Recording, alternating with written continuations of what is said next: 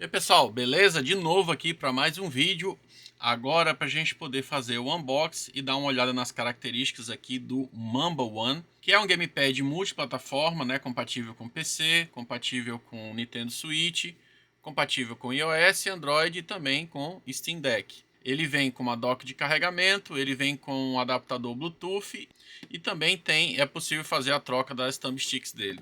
Uma das principais características desse gamepad, pessoal, é o display colorido aqui, que serve para você fazer todos os ajustes nele. Tá? Então vamos dar uma olhada aqui, né? O que vem dentro da caixa dele. Eu não abri ainda, estou abrindo a primeira vez agora. Ele vem numa embalagem até que simples, né? Ele é considerado um gamepad premium, né? Basicamente a gente tem o gamepad aqui e a dock de carregamento. Vou tentar soltar aqui, olha só. A dock, né? Um cabo USB. Então a gente tem basicamente a dock. Ela tem um compartimento aqui para poder colocar o dongle que já vem aqui dentro, ó. Certo? Então o dongle vem guardado aqui. Vem aqui com duas thumbsticks maiores, né? Interessante para quem joga jogo de FPS. Um cabo USB-C bem simples, não é um cabo muito longo, também não é trançado. Um manual de instruções, basicamente todo em inglês. E aqui a gente tem o gamepad, né? Eu resolvi pegar essa versão aqui branca, ele também tem uma versão preta. A gente já vê aqui atrás que ele possui 4 botões de macro, possui limitadores de gatilho aqui. Os botões aqui na frente são de membrana. O D-pad aparentemente também é de membrana. Analógicos bem flexíveis aqui. Lembra muito os analógicos do controle do Xbox. Botões de ombro de Switch. Analógicos com Hall Effect, bem macios analógicos. Não fazem muito barulho. E aqui a gente tem o display LCD que serve para a gente poder fazer as configurações, tá? Ele tem a faceplate destacável em acrílico. Assim a gente consegue ver melhor os motores, olha só. Ele tem aqui o local para colocar o controle. Ele tem um botão aqui de menos, back, o botão de mais, start, um botão home. E acredito que esse aqui seja um botão de função. Conector de carregamento aqui para USB-C. É um controle que realmente chama muita atenção, pessoal. É um controle muito bonito, né? A faceplate aqui ela é magnética.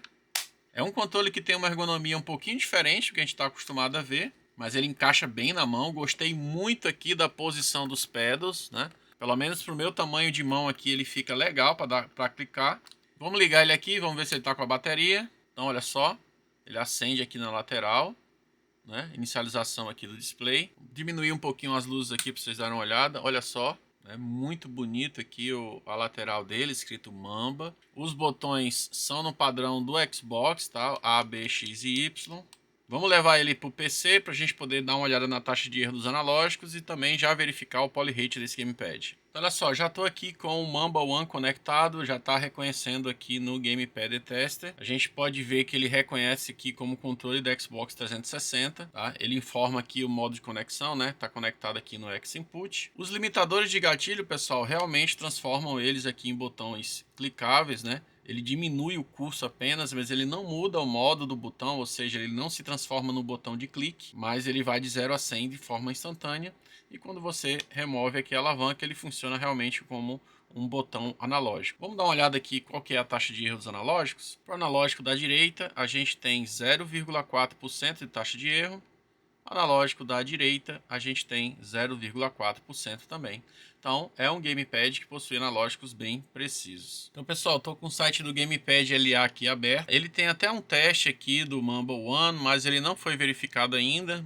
Então, eu resolvi fazer todos os testes novamente. E a gente viu aqui o seguinte. O Mamba One conectado via cabo teve um poly rate de 250 Hz apenas.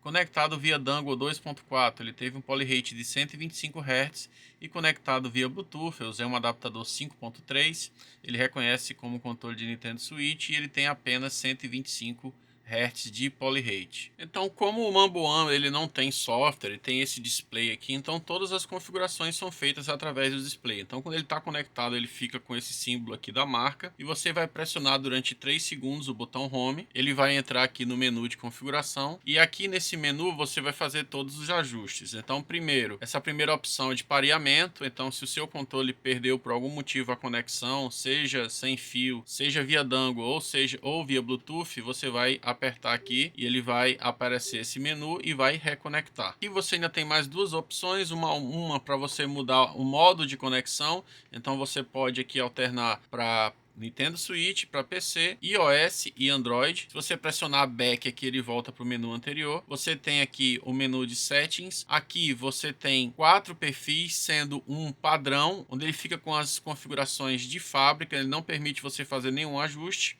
E você tem 3 perfis configuráveis, tá? Então eu vou escolher o primeiro perfil e a gente vai aqui em Buttons, né? Para entrar no menu você vai apertar Start e aqui no menu de Buttons você pode fazer a mudança de todos os botões, inclusive modificar aqui os botões de macro. Então, por exemplo, se eu quero mudar a função do botão A, eu pressiono Start aqui em cima dele e eu quero que em vez do A agora ele funcione como Y, né? Eu também, ou então, por exemplo, atribuir ele a função de uma seta e você aqui embaixo você pode, né, no analógico aqui você vai ligar e desligar a função de turbo dele. Então, por exemplo, aqui no botão A, quando eu pressionar agora, né, eu confirmo aqui, dou um voltar, ele salva a configuração.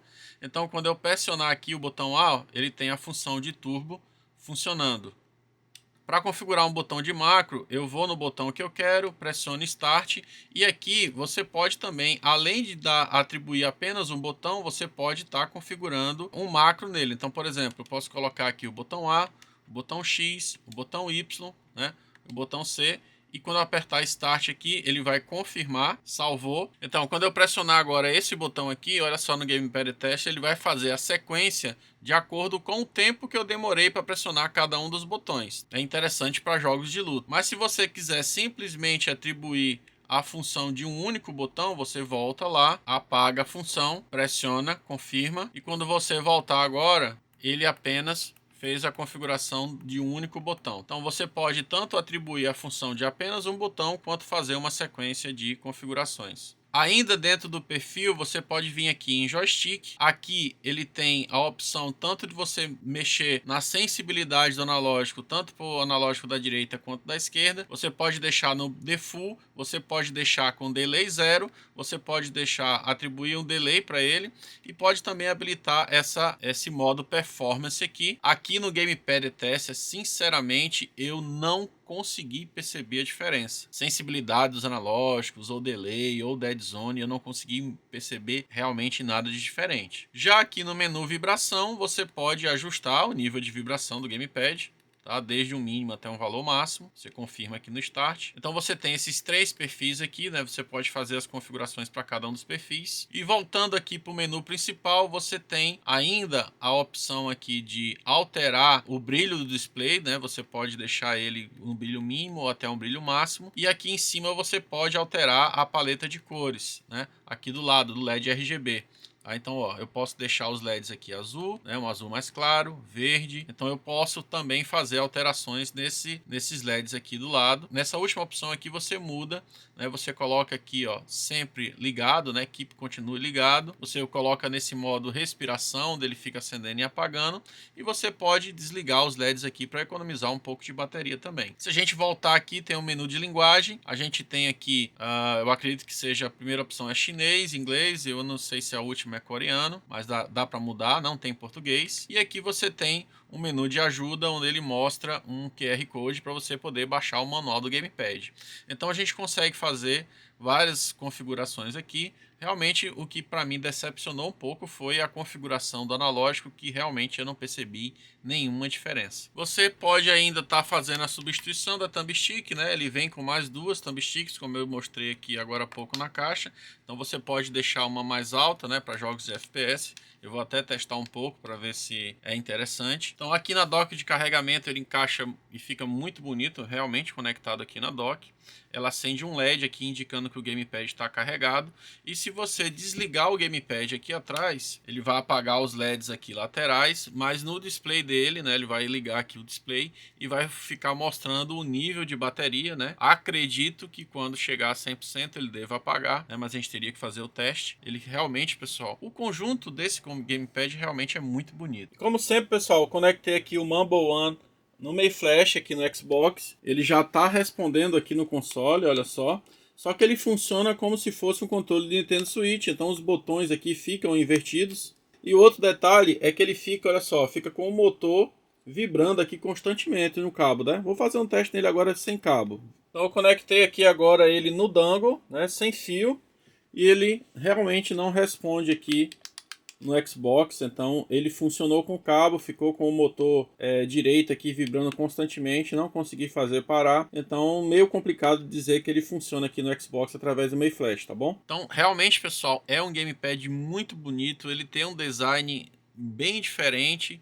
Esse display gigante aqui na frente chama muita atenção, mas algumas coisas a gente tem que comentar. O brilho do display ele não é tão forte, então para algumas pessoas que gostam de jogar em ambiente mais escuro pode ser interessante, mas algumas pessoas podem reclamar do brilho. Eu particularmente achei um pouquinho fraco o brilho, mas dá pra gente enxergar tudo que tem aqui. Destaque também positivo para esses LEDs laterais aqui, ficou muito bonito, mas realmente é uma pena que um controle tão caro ele não possua botões de micro switch, né, e não tenha nada, nenhum diferencial em relação à maioria dos controles, né? Ponto negativo, pessoal, que eu achei em relação à dock é que a gente não consegue ligar o dongle aqui nela.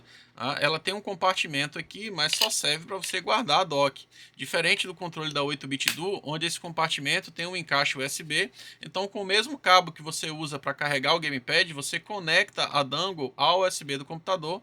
Então, na hora que você tira o controle da base e liga, ele já conectaria na dongle. Então, o dongle ele tem que ficar espetado lá no USB do computador para ele poder funcionar sem fio. Isso eu achei um ponto negativo. Bom, pessoal, então é isso. O que vocês acharam do Mumble One? Será que ele vale realmente o preço? Vou deixar o link dele aí na descrição para vocês darem uma olhada. E me digam aí se realmente vale, será que vale a pena o investimento nesse controle aqui? E vamos aguardar o vídeo de desmontagem dele que a gente vai fazer para a gente conferir qual que é as características da sua construção interna. Beleza, pessoal? Era esse o vídeo, então valeu!